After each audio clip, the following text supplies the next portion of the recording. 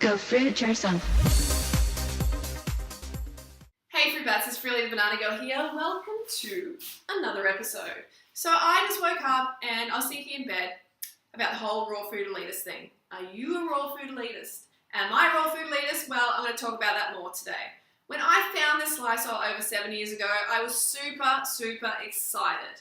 I was like, this is a lifestyle that's going to get me lean, fit and healthy. I am going to feel amazing, and that is true for the most part. So I got really excited and went and got all the raw food books that I could find. And one in particular, Nature's First Law, had a mantra in there. Cooked food is poison.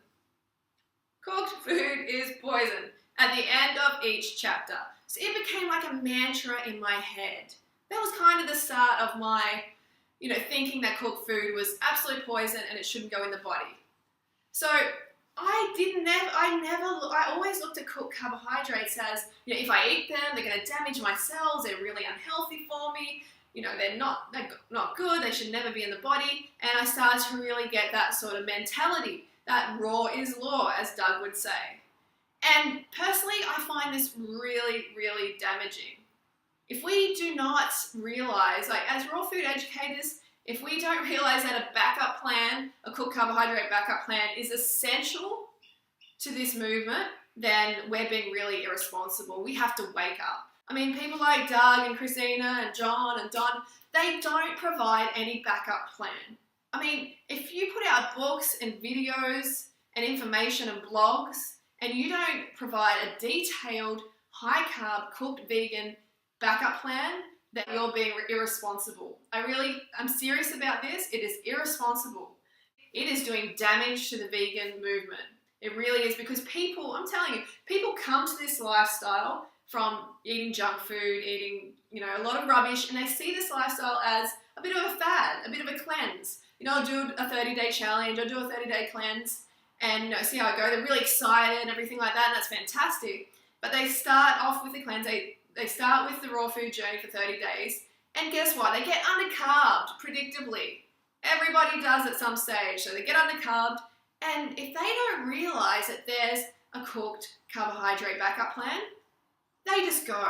They leave the movement as quick as they came, because they don't realize, they don't understand the body. They don't understand that the body needs carbohydrates, needs glucose, whether it's fruit, whether it's raw carbohydrates or whether it's cooked carbohydrates. The body just really needs to get it in. The brain needs to get it in. So they just leave. And this is something that we've noticed over the last couple of years since we've been recommending like Raw Till 4 and a cooked vegan backup plan, is that on our website, we're seeing people leave the movement. And we were kind of ignoring this for a long time and weren't really taking notice. And people had more of a chance to stay on the lifestyle with our recommendations, our calorie recommendations, but they're still eventually falling off because, not everyone's like Christina, who has a maid to cut up a fruit and make a juice, and not everyone lives in the tropics. That's really lucky. Not everyone lives in the tropics or can get the amount of fruit they need or the quality they need to stay on the lifestyle. Let's just be realistic. Sure, they can move, but most people aren't going to move, so we need to adapt to what works for the mainstream. We need to adapt. If we're not adapting, we're being irresponsible. It's not okay for only 5 people in the world at any one time to be thriving on this lifestyle, like long term. It's not okay. And if you're not taking notice of that, if you're not changing your approach, then you're really doing a disservice to the whole vegan movement. Because we have the opportunity, when those people come in, we have the opportunity to give them a backup plan and to keep them vegan for life. So please think about that very deeply, because this is something that I've thought about a lot, and my main goal in life is to help people, help the animals and help the planet. And I feel that with this backup plan, we have the chance to do that. So when we create this little elitist kind of group, this bubble, where, you're saying raw is law, like Doug says, and, Christina's like, all cooked food is dead food. When we say this sort of thing, even if we're not consciously trying to create this elitist bubble, we are. Okay, if we're pushing this story onto people, it's kind of like a fairy tale. Yeah, raw is easy, you can do this easy, no problem, blah, blah, blah. It isn't easy for most people. You have to get real. It isn't easy for most people. So rather than exclude them from the club, let's include them. Let's not be elitist, like Doug says. Let's not be elitist. Let's welcome people. We want as many people as possible to be eating plants. We want to reach that critical mass where the planet turns vegan. Wouldn't that be wonderful?